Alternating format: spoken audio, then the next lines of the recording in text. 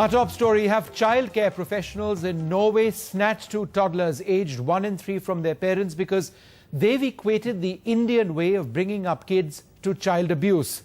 It depends who you ask. Aishwarya and Avigyan's parents insist that child welfare authorities in Norway have committed a grave crime based at least partially on cultural ignorance. The authorities in Norway say they are neither ignorant nor are they biased. Shock, outrage and anxiety have driven these desperate grandparents to the president's doorstep.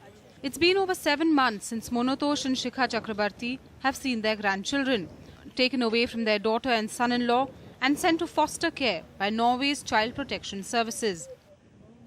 তিনি অবশ্য কথা দিয়েছেন যে তিনি সেটা করবেন। আমরা সেই আশাতে রয়েছি, জানি না আমাদের কি হবে কপাল। In May last year, Anurup and Sagarika lost custody of their toddlers after Norwegian authorities objected to her hand-feeding the baby, equating it to force-feeding. Norway's Child Protection Service took equal objection to the child sleeping in the same bed as the father, insisting the boy must have an independent bed. What seemed to be cultural differences have now turned out into a full-fledged legal battle for the children's custody. It's a terrible situation in our life and it's like a nightmare. They're Indian citizens and they're minors, and that's our only hope that the Indian government and the president will intervene and bring back our children. There's nothing that they're saying that there was any abuse of the children. There is no issue of a crime.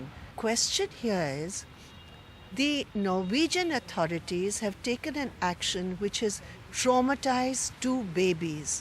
They have absolutely no authority, either ethically, morally, or under international law. The Ministry of External Affairs is actively pursuing the matter with Norwegian authorities.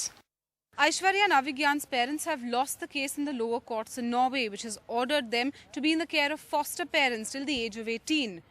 What's worse is that their parents' work visas expire in March and time is running out. A fight तुमको करना ही पड़ेगा तुमको बच्चे के लिए. Every day lost is another day which we have to make more efforts to bring our children back to their normal lives. In New Delhi with Srijan Narayan, for NDTV. Well, through the day we tried to hunt down child welfare services in Stavanger in Norway where the kids were taken away.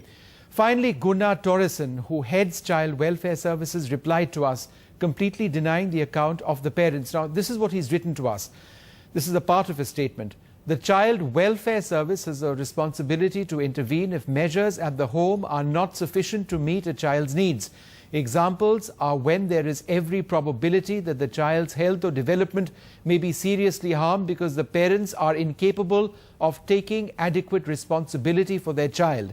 The Norwegian Child Welfare Act applies to all children in Norway regardless of the child's nationality, citizenship or cultural background. This is the head of Child Welfare Services in Stavanger in Norway. But why would the government of India be involved in this case unless they were absolutely certain that Aishwarya and Avigyan's parents are being honest and have not committed a crime?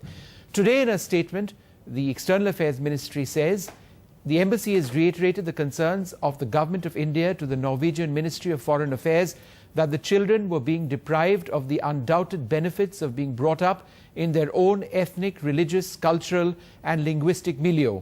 Hence, the return of the children to India so that they can be brought up in familiar surroundings under the loving care of their extended family would be in their best long-term interests. Norwegian authorities have expressed understanding and it is understood that they are trying to find a solution. The matter will continue to be pursued with them actively.